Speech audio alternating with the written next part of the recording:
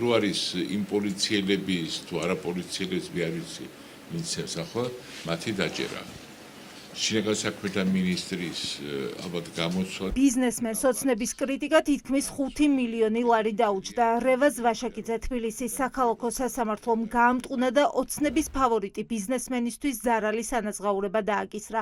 რევაზ ვაშაკიძე, რომელიც ივანიშვილის გუნდს ახალგაზრდების წამების გამო ღია დაკრიტიკებს, დარწმუნებულია, რომ ოცნება მოსამართლეების ხელით მას ფულს ძალავს. თანხის გამოძალვა არის, მე გეტყვით, მოსამართლეების საშუალებით. ადრე როგორ იყო იცი, ადრე კრიმინალი მოდიოდა ქურდებით და ეხლა მოსამართლეები დაიწყეს სიარული. ეს არის მე რაც ჩინეთს წინააღმდეგ გაკეთებ, ეს არის კრიმინალი. რადიო თავისუფლების ჟურნალისტური გამოძიების თანახმად ბიძინა ივანიშვილთან დაახლოებულმა ბიზნესმენმა ლაშა პაპაშვილმა ბიუბიუს ქათმების ფერმის მფლობელს უჩივლა. პაპაშვილს ძროხების ფერმა აქვს და პირუტყვისთვის საკვებად ის ქათმის ნაკელს ყიდულობდა. ირკვევა, რომ ლაშა პაპაშვილი საქონელს კლინტით კვებავდა, რაც ევროკავშირის ქვეყნებში აკრძალულია. აქ წარმოებული რძით კი არაერთი ცნობილი ბრენდი მარაგდებოდა. პაპაშვილი სასამართლოში დაობს, რომ ქათმების ფერმა უხარისხო ნაკელს აწვდიდა, რის გამოც საქონელი დაეხოცა.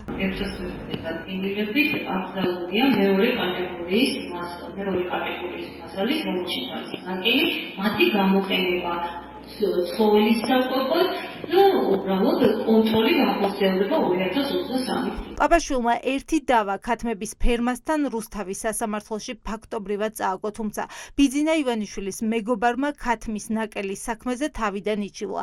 თბილისის საქალაქო სასამართლოს მოსამართლემ ლიანა კაჟაშვილმა კი გადაწყვეტილება ივანიშვილის მეგობარი ბიზნესმენის სასარგებლოდ გამოიტანა. ეს მოსამართლე უვადოდ 2024 წელს დანიშნეს. მისი მეუღლე ამირან ძაბუნიძე უზენაესი სასამართლოს მოსამართლეა. სასამართლოს სისტემაშია კაჟაშვილის დაც.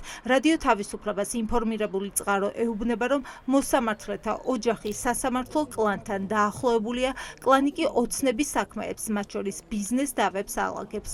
ესეთი ერთი გადაწყვეტილების არსებობაც კი და ასეთ მოკლე დროში კიდევ მეორეს გამოჩენა, რა თქმა უნდა, კითხვის ნიშნებს აჩენს მისი მიკერძოების საკითხზე. რამდენიმე სამუშაო საათში მოახერხა და საახსრულებო ბიუროს გამოაცალა ხელიდან, ან მოხსნა უზრუნველყოფები და ასე ვთქვათ, დაიცვა ერთ-ერთი ბიზნესში ჩართული დეპუტატის ქონება ახსრულებისაგან. ივანიშვილი წყვეტს ბიზნეს დავებსაც და რა თქმა უნდა მიკერძოვებულად იმდენად რამდენადაც ეს აღნიშნული кейსი პირდაპირ მიანიშნებს, რომ ვინც არის აფილაციაში ივანიშვილთან და ვინც არის ეგრეთ წოდებული რეჟიმის კვებავები, ისინი იგებენ მაგალითად 5 მილიონიან საქმეებს. ამ ერთმა ჟურნალისტურმა გამოძიებამ ნათლად აჩვენა, როგორ იყენებს რეჟიმი კლანის მართულ სასამართლოს იმ ბიზნესმენების დასაშლელად, ვინც არა რეჟიმის, არამედ ხალხის გვერდით დადგა. საქალაქო სასამართლომ ხმაურიანი განცხადებების ავტორი ბიზნესმენი ხელისუფლების საჯარო კრიტიკიდან 2 კვირაში გაამტყუნა. ავტორიტარული რეჟიმი ცდილობს, რომ ჩამოიშოროს ყველა, ვინც